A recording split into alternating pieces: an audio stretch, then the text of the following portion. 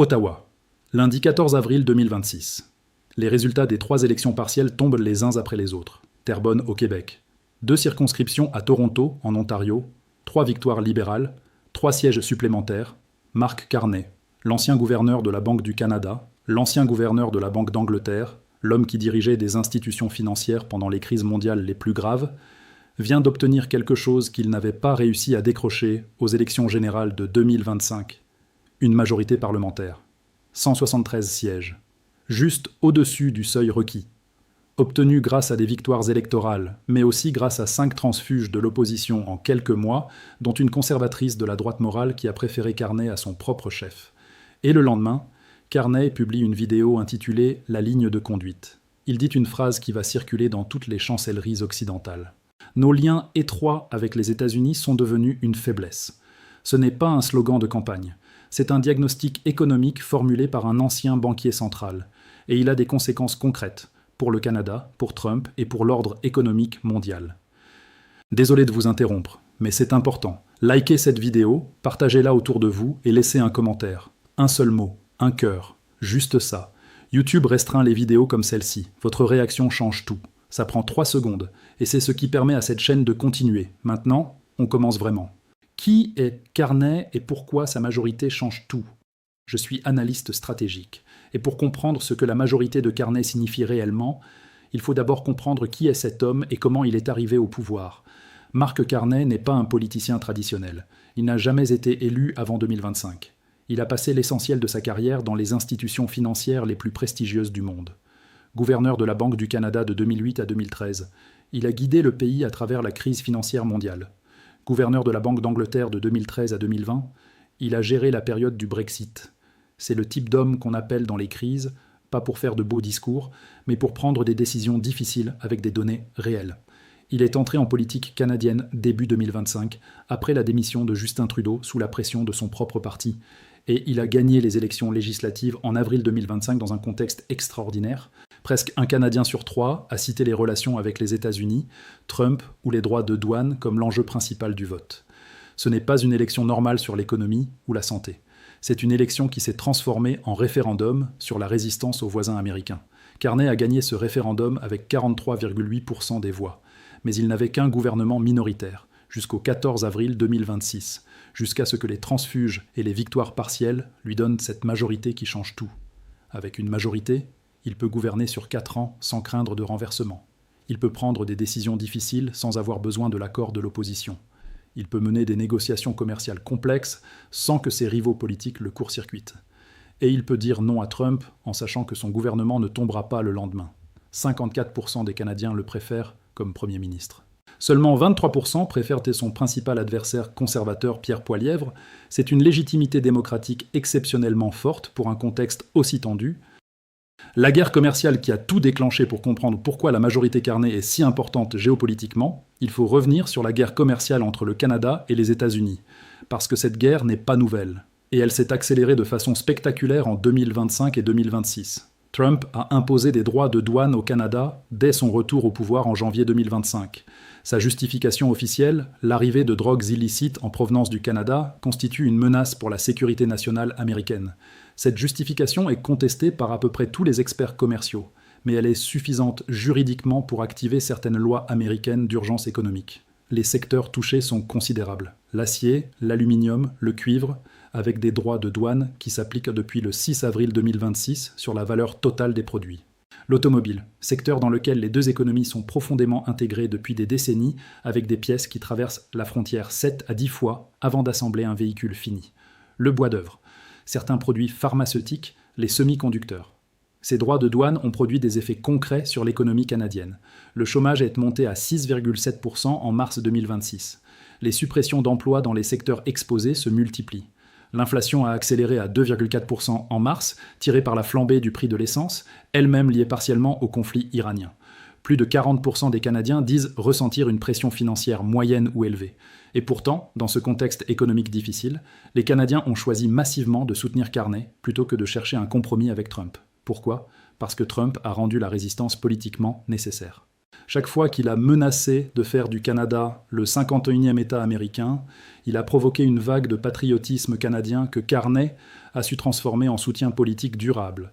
Trump a créé son propre adversaire le plus solide en poussant les Canadiens dans les bras de quelqu'un qu'il n'aurait peut-être jamais élu dans des circonstances normales. Nos liens étroits sont devenus une faiblesse, ce que Carney signale au monde. Revenons à la phrase de Carney du 19 avril. Nos liens étroits avec les États-Unis sont devenus une faiblesse. Cette phrase est d'une importance stratégique considérable, précisément parce qu'elle vient d'un ancien banquier central, pas d'un militant souverainiste. Ce n'est pas de la rhétorique politique, c'est un diagnostic économique. Voici ce qu'il veut dire concrètement. Le Canada exporte 75 à 80% de ses produits vers les États-Unis. Cette concentration est exceptionnelle. Aucune grande économie du monde n'est aussi dépendante d'un seul marché. Pendant des décennies, cette dépendance était perçue comme une force. Accès garanti au marché le plus grand du monde, intégration profonde des chaînes de valeur, coûts logistiques réduits par la proximité géographique. Mais quand ce marché unique décide d'imposer des droits de douane, cette dépendance se transforme immédiatement en vulnérabilité structurelle. Le Canada n'a pas d'alternative rapide. Il ne peut pas du jour au lendemain rediriger 75% de ses exportations vers l'Europe ou l'Asie. Les infrastructures portuaires, les accords commerciaux, les relations d'affaires, tout ça prend des années à construire. Carney dit donc quelque chose que les Canadiens savent, mais n'avaient jamais entendu formuler aussi clairement par un Premier ministre. Nous avons fait une erreur stratégique en mettant tous nos œufs dans le panier américain. Et maintenant, nous en payons le prix. Et la solution qu'il annonce, diversifier les marchés d'exportation, renforcer les liens avec l'Europe et différents pays, n'est pas une réponse émotionnelle à Trump. C'est une réorientation stratégique à long terme de l'économie canadienne. La menace des 100% est la réponse chinoise. Mais voici où la situation devient encore plus complexe et géopolitiquement explosive. Trump a récemment menacé d'imposer des droits de douane de 100% sur tous les produits canadiens si le Canada conclut un accord commercial avec la Chine. 100%. C'est un niveau punitif qui rendrait les exportations canadiennes vers les États-Unis pratiquement non compétitives. Cette menace révèle la logique trumpienne dans toute sa clarté. Trump ne veut pas seulement des concessions commerciales du Canada. Il veut contrôler l'orientation géopolitique du Canada. Il veut que le Canada reste dans l'orbite américaine exclusive, sans accord de libre-échange approfondi avec la Chine, sans diversification vers des partenaires que Washington considère comme adversaires. C'est une demande qui va bien au-delà du commerce. C'est une demande de vassalité géopolitique. Et Carney, avec sa majorité fraîchement obtenue, a dit non. Les libéraux fédéraux ont répété à plusieurs reprises qu'ils ne signeraient encore pas un mauvais accord avec les États-Unis. Carney a dit explicitement que la gestion de l'offre fait partie de notre souveraineté économique et n'est pas sur la table des négociations. Pendant ce temps, et c'est le paradoxe que Trump n'avait pas anticipé, des entreprises canadiennes construisent des entrepôts supplémentaires au Canada pour contourner les droits de douane américains. Les chiffres de location d'entrepôts au Canada ont bondi, les expéditeurs cherchent de la flexibilité et des moyens de réorienter leurs flux commerciaux. Ce que Trump croyait être une pression pour forcer le Canada à la capitulation est en train de produire l'effet inverse. Il accélère la restructuration de l'économie canadienne vers moins de dépendance américaine. Il crée lui-même les conditions de la diversification qu'il cherche à empêcher. La Chambre américaine se retourne contre Trump sur le Canada. Il y a un développement que les médias ont peu couvert et qui est pourtant extraordinaire dans l'histoire des relations entre le Congrès américain et la Maison-Blanche. En février 2026, la Chambre des représentants américaine a voté pour annuler les droits de douane imposés par Trump au Canada. 219 voix contre 211. 6 républicains ont rejoint les démocrates pour faire passer ce vote. C'est une chose rarissime. La Chambre, contrôlée par les républicains, s'est opposée à une mesure phare de Trump sur le commerce. Pourquoi ? Parce que les représentants républicains des États frontaliers, le Nebraska, le Michigan, le Wisconsin, voient concrètement les dommages que ces droits de douane causent dans leur circonscription. Les agriculteurs qui exportent vers le Canada, les constructeurs automobiles dont les chaînes de montage sont intégrées à travers la frontière, les industries sidérurgiques qui achètent de l'acier canadien. Ces représentants avaient plus à perdre à soutenir les droits de douane qu'à s'y opposer. Trump a réagi avec fureur. Il a menacé publiquement de poursuivre en primaire tout républicain qui avait voté contre lui.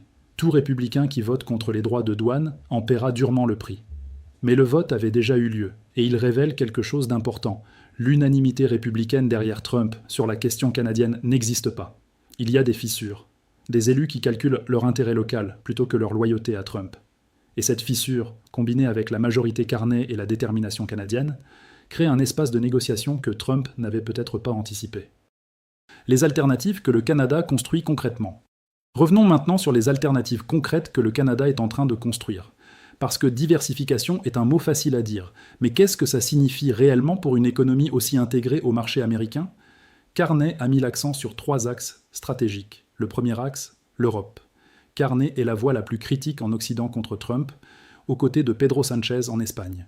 Cette convergence n'est pas anodine. Elle crée une plateforme politique commune entre des gouvernements qui partagent le même diagnostic sur Trump. Et sur le plan commercial, l'accord économique et commercial global entre le Canada et l'Union européenne, en vigueur depuis 2017, offre une infrastructure juridique pour développer les échanges. Les exportations canadiennes vers l'UE peuvent croître, mais ça prend du temps et des investissements en infrastructures portuaires et logistiques. Le deuxième axe, l'Asie du Pacifique. Le Canada était membre du CPTPP. L'accord de libre-échange transpacifique, qui inclut le Japon, l'Australie, le Vietnam, le Mexique et d'autres pays asiatiques. C'est une porte d'entrée vers des marchés de croissance. Et Trump, en se retirant du TPP lors de son premier mandat, a laissé de la place que le Canada cherche à occuper. Le troisième axe, et c'est le plus sensible politiquement, la Chine. Carney n'a pas dit qu'il allait conclure un accord avec Pékin.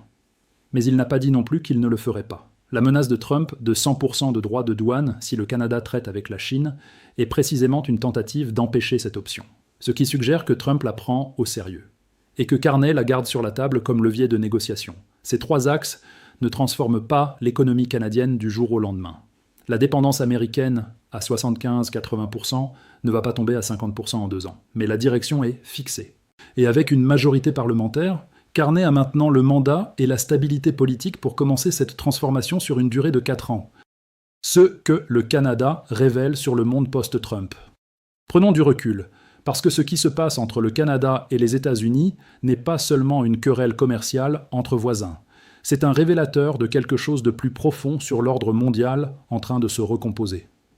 Depuis le retour de Trump, plusieurs alliés traditionnels des États-Unis ont choisi de résister plutôt que de capituler. L'Espagne ferme son espace aérien aux avions américains impliqués dans le conflit iranien.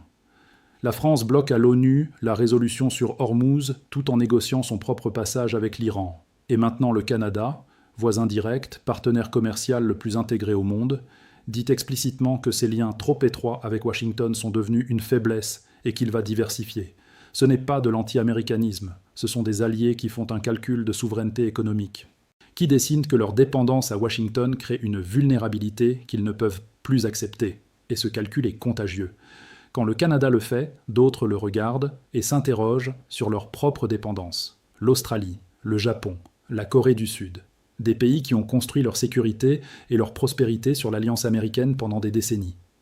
Trump a peut-être gagné des batailles commerciales tactiques, mais il est en train de perdre quelque chose de plus précieux et de plus difficile à reconstruire, la confiance que les alliés américains lui accordaient sans le questionner, et Carney, avec sa majorité, sa légitimité démocratique de 54% et son diagnostic économique sans appel est devenu le symbole de cette résistance.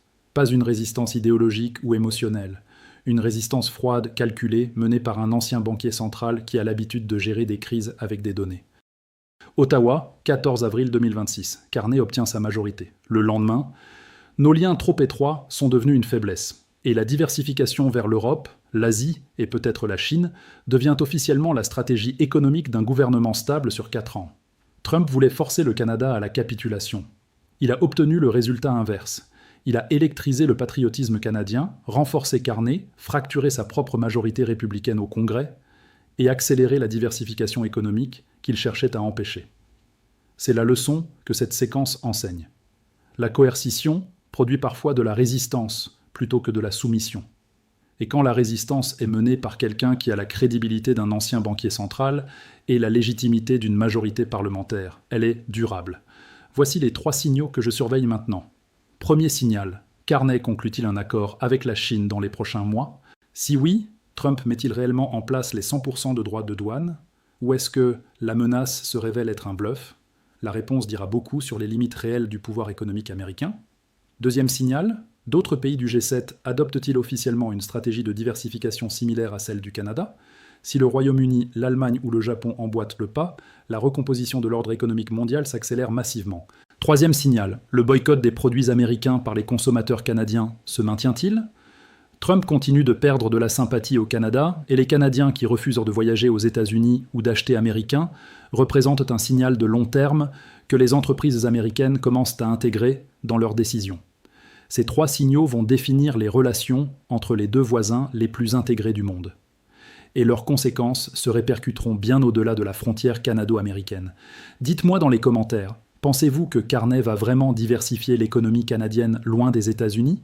Et est-ce que d'autres pays vont suivre son exemple ? Likez, partagez, un mot ou un cœur en commentaire. Je suis Charles, analyste stratégique. Je décrypte les mécanismes de pouvoir qui redessinent notre monde. On se retrouve demain.